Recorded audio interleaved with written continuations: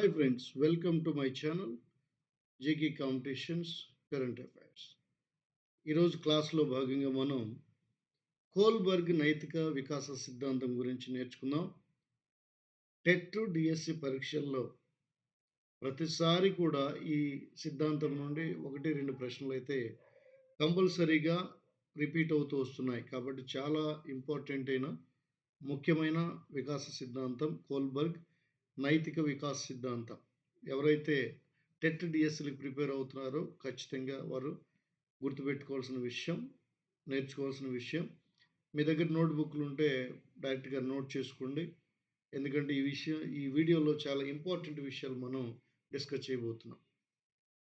First question మనం చూస్తే Kohlberg ప్రకారం గుడ్ బాయ్ లేదా గుడ్ గర్ల్ అనే ధోరణి దేన్ని సూచిస్తుంది? కోల్బర్గ్ ప్రకారం గుడ్ బాయ్ లేదా గుడ్ గర్ల్ అనే ధోరణి దేన్ని సూచిస్తుంది? యువర్ ఆప్షన్ ఏ సాంప్రదాయ నైతిక దశ. సాంప్రదాయ నైతిక స్థాయిలో పిల్లవాళ్ళు లేదా శిశువు గుడ్ బాయ్ లేదా గుడ్ గర్ల్ అని అనిపించుకోవాలని ప్రయత్నాలు చేస్తూ ఉంటారు.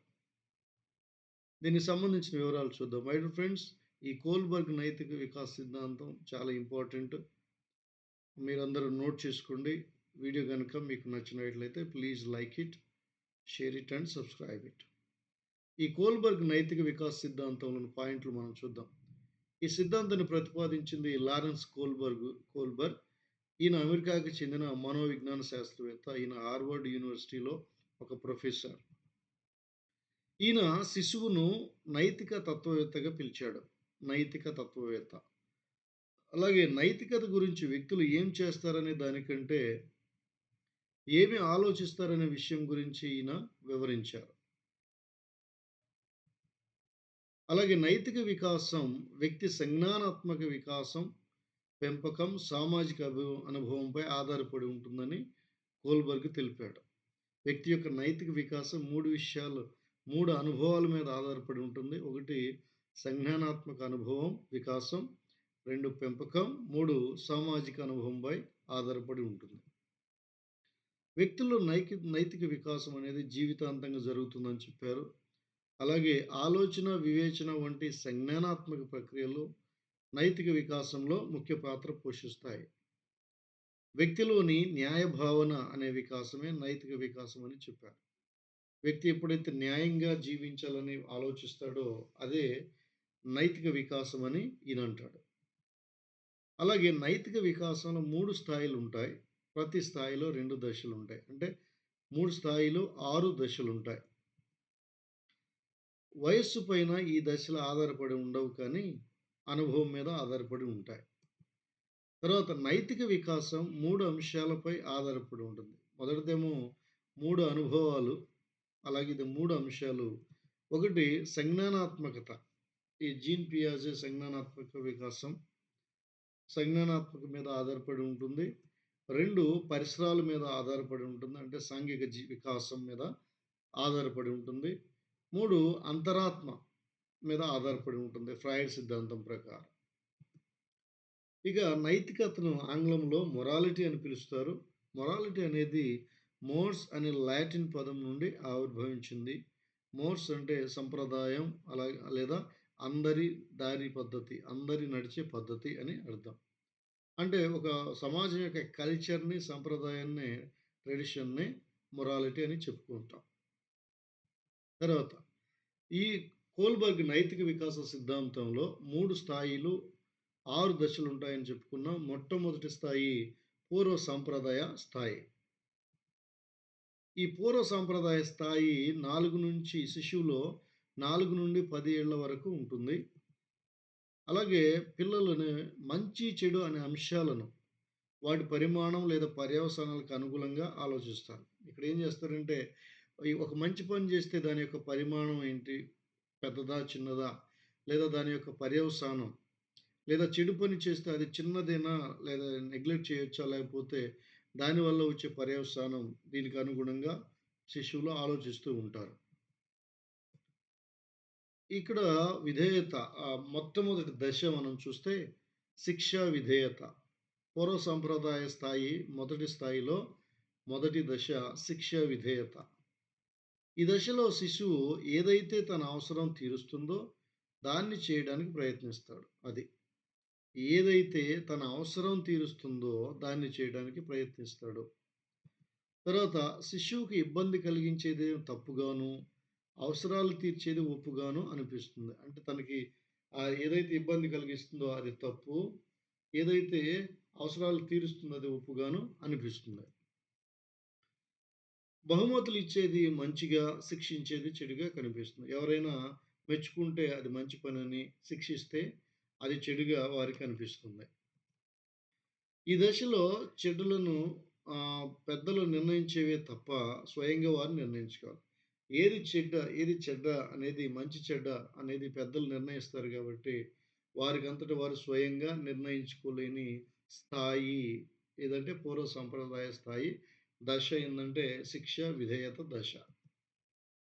శిశువు తల్లిదండ్రుల నుండి శిక్ష తప్పించుకోవడానికి వారి మాటలు గౌరవించి, వారిని పాటించి, వారిపై విధేయత చూపిస్తాడు. అదే ఈ దశ శిక్ష విధేయత అంటే శిక్ష నుండి తప్పించుకోవడానికి విధేయత చూపిస్తాడు. అది పిల్లవాడు చేసే పని. శిక్ష నుంచి తప్పించుకోవడానికి విధేయతను చూపిస్తాడు. ఈ దశలో శిశువు తప్పులను తప్పనిసరిగా అడిగడిగితే నైతికత అభివృద్ధి జరుగుతుంది. ఎప్పుడైతే పిల్లలు వారికి తెలియదు కాబట్టి ఏది తప్పు, ఏది రైటో వారేదైనా తప్పు చేసినప్పుడు ఖచ్చితంగా తప్పనిసరిగా గనక ఖండిస్తే ఖచ్చితంగా వారిలో నైతికత అభివృద్ధి జరుగుతుంది. శిక్షణ వల్ల నైతికత నియంత్రణలో ఉంటుంది.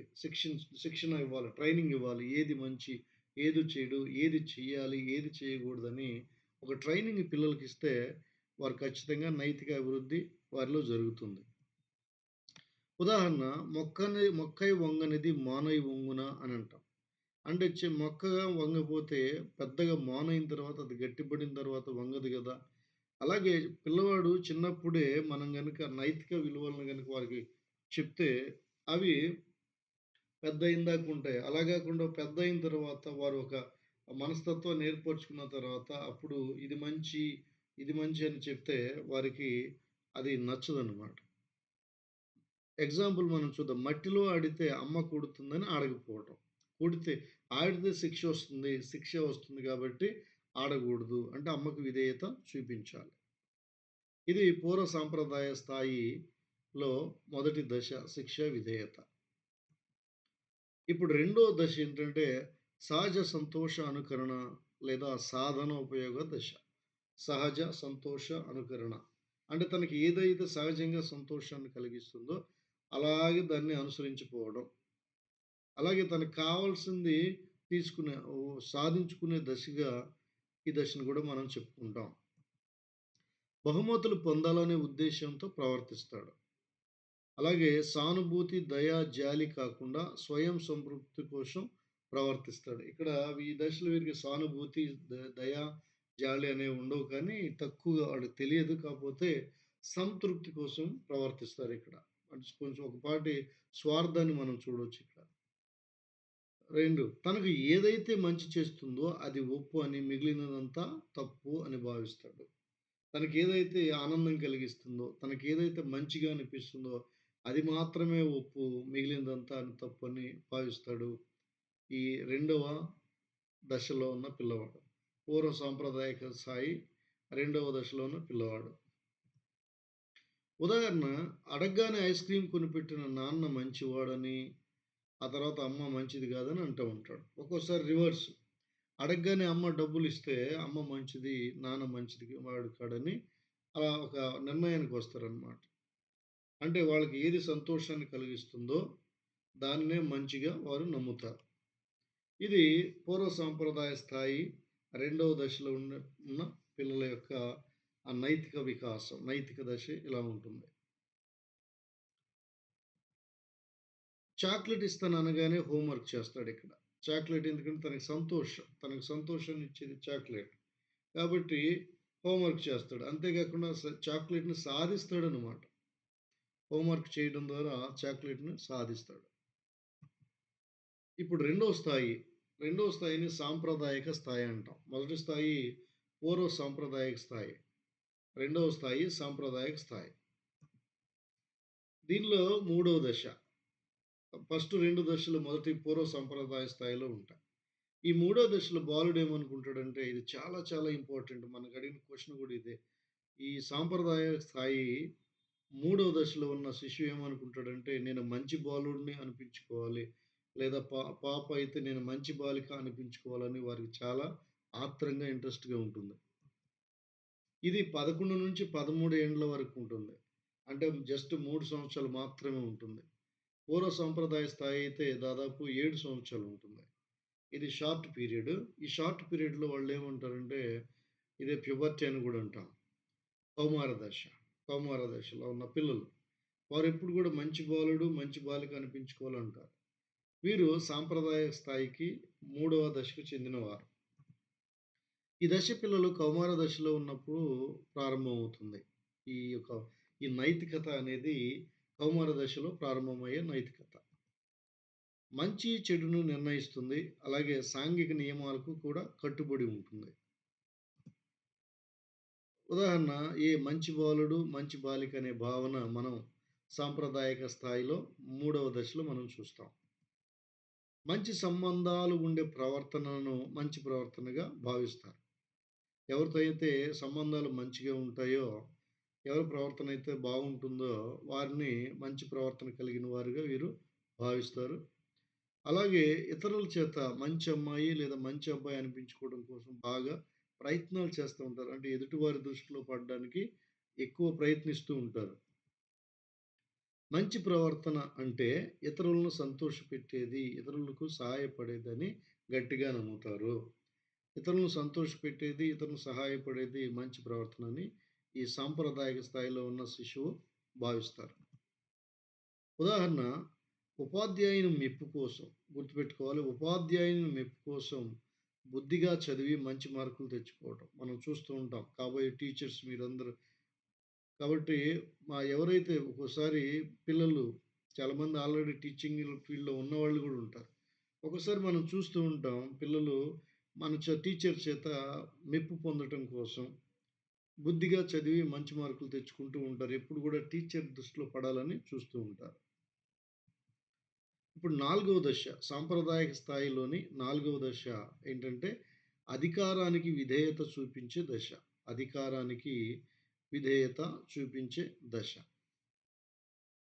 సాంప్రదాయక రెండవ స్థాయిలోని నాలుగవ దశ ఇది. ఈ దశలో సరైన ప్రవర్తన అంటే ఎవరి బాధ్యతలు వారు నిర్వహించటం, సాంఘిక క్రమబద్ధత నెలకొల్పటం, దీన్ని నెలకొల్పడం కోసం శిశువు నైతిక విలువలు పాటిస్తాడు. అది. బాధ్యతలు నిర్వహిస్తాడు. అలాగే సాంఘిక క్రమబద్ధత నెలకొల్పుతాడు. దానికోసం నైతిక విలువలు పాటిస్తాడు. అంటే తనకి ఇష్టం ఉన్నా లేకున్నా అధికారానికి విధేయత చూపించే ప్రయత్నం చేస్తాడు.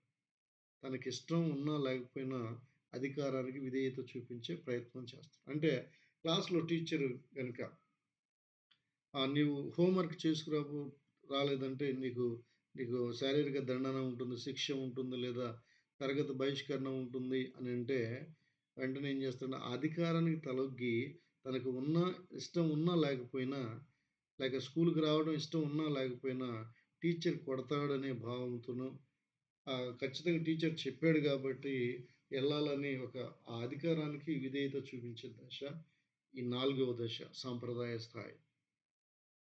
రెండవ స్థాయి నాలుగవ దశ. ఇష్టం ఉన్నా లేకున్నా అధికారానికి విధేయత చూపించే దశ ఏందంటే నాలుగవ దశ. స్థాయి ఏంటంటే సాంప్రదాయ స్థాయి. మంచి బాలుడు, మంచి బాలిక అనిపించుకోవాలనే ఆహ్, స్థా ద స్థాయి ఏంటంటే సాంప్రదాయిక దశ. స్థాయి. దశ మూడవ దశ. వెరీ వెరీ ఇంపార్టెంట్ ఈ రెండు. ఈ మంచి బాలుడు, మంచి బాలిక అనేది ఎన్నో ఎగ్జామ్స్‌లో మనం చూస్తున్నాం. సో, మై డియర్ ఫ్రెండ్స్ మూడవ సాంప్రదాయ స్థాయి దశ తెలుసుకునే ముందు ఒక రిక్వెస్ట్ వీడియోని చూస్తున్నారు గానీ తక్కువ మంది లైక్ చేస్తున్నారు. అంటే ఈ వీడియోస్ కరెక్ట్‌గా ఉంటున్నాయా? ఇన్ఫర్మేటివ్‌గా ఉంటున్నాయా? లేదా? నాకు అర్థం కావట్లేదు. ఒకవేళ వీడియోస్‌లో ఏమైనా చేంజ్ చేయాలన్నా, ఏమైనా మార్పులు చేయాలన్నా ప్లీజ్ నాకు మెసేజ్ చేయండి. ఆ మెసేజ్ ప్రకారం నేను వీడియోస్‌లో ఏమన్నా మార్పులు, చేర్పులు చేయాలంటే ఇంకేదైనా క్వాలిటీ ఏమైనా పెంచాలంటే నేను ప్రయత్నిస్తాను. సో, ప్లీజ్ లైక్ చేస్తేనే అనేక మందికి ఇది రికమెండ్ అవుతుంది. అనేక మందికి రీచ్ అవుతుంది. So, please like it, share it and subscribe it. ఇప్పుడు కోల్బర్గ్ నైతిక వికాస సిద్ధాంతంలో మూడవ దశ చూద్దాం. అది ఉత్తర సాంప్రదాయ దశ. ఈ ఉత్తర సాంప్రదాయ దశ 14 సంవత్సరాల నుంచి వయోజన దశ వరకు ఉంటుంది. చాలా పొడవైన దశ ఇది.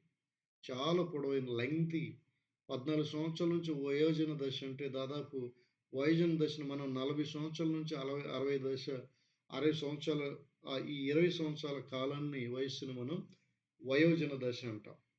అంటే 14-60 అంటే దాదాపు 46 సంవత్సరాల ప్రయాణం ఇది. ఈ 46 సంవత్సరాల ఈ లాంగ్ పీరియడ్‌ని మనం ఉత్తర సాంప్రదాయ దశ అంటాం.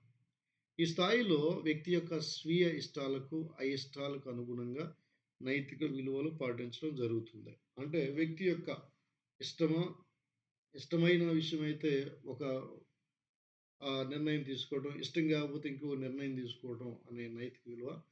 అంటే స్వంత నిర్ణయం, స్వీయ ఇష్టం, సొంత ఇష్టం మీద, అయిష్టం మీద ఆధారపడి నైతిక విలువలు తీసుకోవడం జరుగుతుంది. దీనిలో 5వ దశ చూస్తే సాంఘిక ఒడంబడిక దశ లేదా హేతుబద్ధంగా ఆలోచించి సమాజ ప్రమాణాలు అంగీకరించు దశ. గుర్తుపెట్టుకోవాలి, ఈ దశల పేర్లు కూడా మనం ఇక్కడ ఇవ్వడం జరిగింది. చాలా కూలంకుషంగా, వివరంగా ఇక్కడ మనం డిస్కస్ చేస్తున్నాం. సో, నోట్స్ రాసుకుంటే ఇది చాలా చాలా ఉపయోగకరంగా ఉంటుంది.